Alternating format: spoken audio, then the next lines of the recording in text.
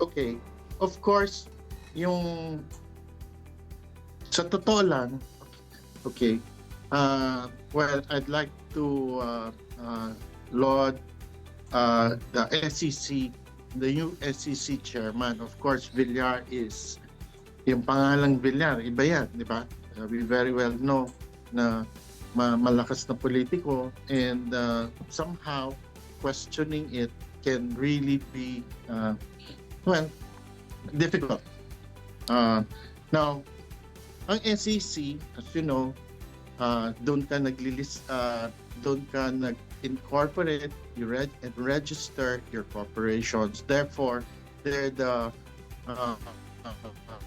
police that everyone follows the rule, and more particularly, pag listed company ka.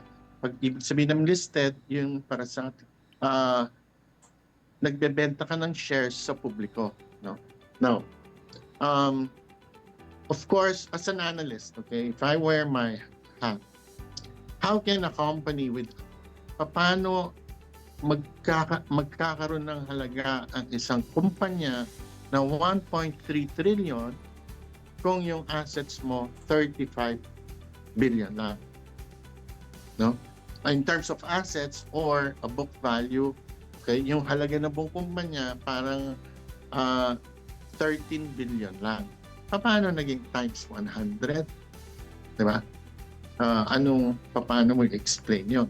And of course, medyo matagal na rin to, walang tumitingin, at ngayon, tinignan ng SEC at yung mga ibang nangyari, no?